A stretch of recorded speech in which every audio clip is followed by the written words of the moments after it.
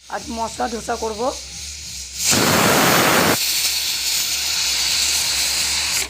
আলু সিটি মারতে দিয়েছি, ভাপ ছেড়ে গেলে নামিয়ে দেবো। এবার গ্যাসটা বন্ধ করে দিই, 3টে পড়ে গেছে সিটি। দেখো চাল আর ডাল রেখে দিয়েছিলাম 8 ঘন্টা পেস্ট করে একসঙ্গে। এখন একটু স্বাদ মতন লবণ দেবো, দেখো স্বাদ মতন লবণ দেবো। এবার এটাকে ভালো করে কেটে নেব। দেখো ধোসার মশলা মানে আলুর যে মশলাটা, তার প্রণালীগুলো দেখো। লঙ্কা আছে, এটা হচ্ছে ধনে পাতা, এটা পেঁয়াজ কুচি, এটা হচ্ছে ক্যারি পাতা, এটা আদা বাটা, ঠিক আছে, আর এই যে লেবু। তা আমি এখন ধোসার মশলাটা, আলুর সবজিটা আর কি, সেটা করব। তোমরা দেখতে থাকো। আমার কড়াই গরম হয়ে গেছে। এখন কড়াই আমি তেল দেবো। ধোসার ভিতরে যে পুরটা থাকে আলুর, সেটাই বানাবো এখন আমি। দেখো তেল দিয়ে দিলাম,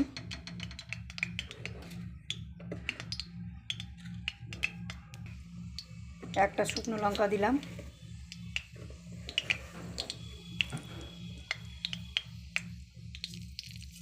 সর্ষে দিয়ে দিলাম,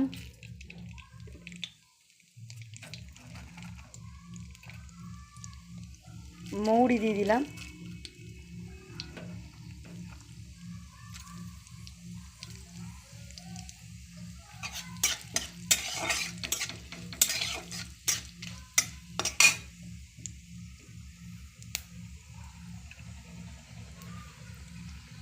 দুটো লঙ্কা কুচি দিয়ে দিলাম,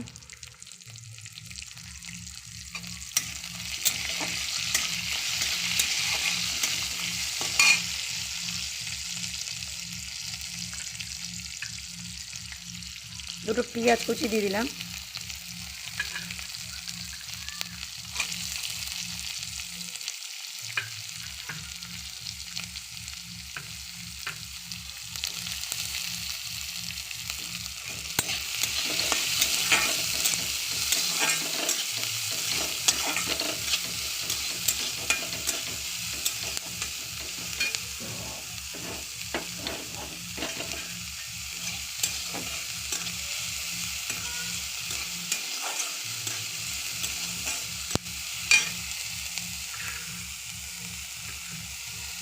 আদা বাটা দিয়ে দিলাম,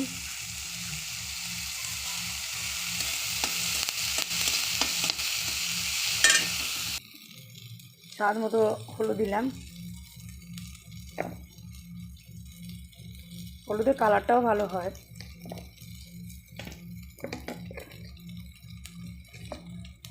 লবণ দিয়ে দিলাম পরিমাণ মতন, পুরের লবণ ভিতরে।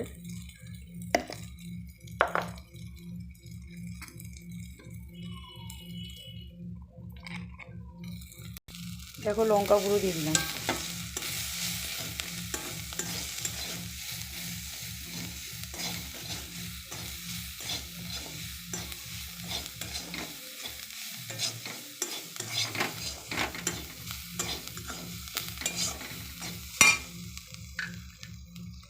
ক্যারি পাতা দিয়ে দিলাম কটা,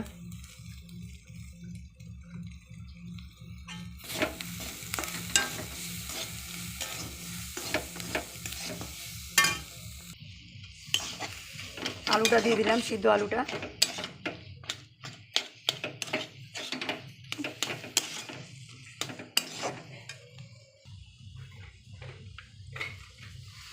একটু ধনে পাতা দিয়ে দিলাম।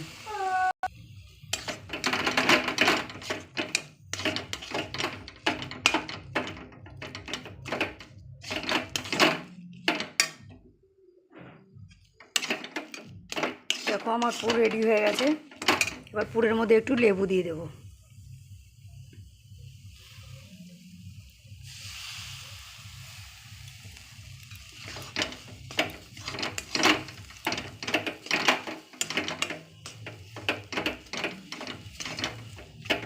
পুর রেডি হয়ে গেছে, এবার গ্যাসটা অফ করে দেবো।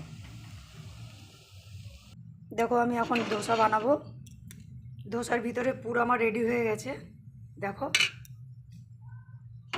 চাটুটা ভালো করে গরম হয়ে নিক। তোমাদের যদি আমার রেসিপি ভালো লাগে তাহলে লাইক কমেন্ট শেয়ার করো। আমি আরও নতুন নতুন রেসিপি দেব, তোমরা দেখতে থাকো।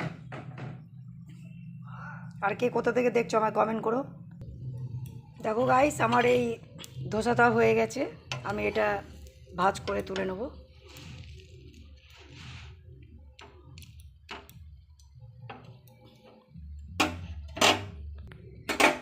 দেখো আমার এটা হয়ে গেছে, এবার এটা তুলে নেব।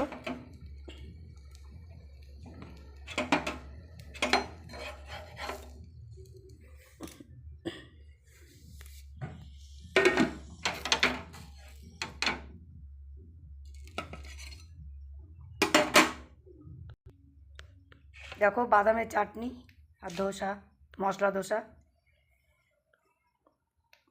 এরমভাবে আমি পরপর আরও কটা বানাবো। তো এখানে আমি আমার রেসিপিটা শেষ করলাম। Bye bye.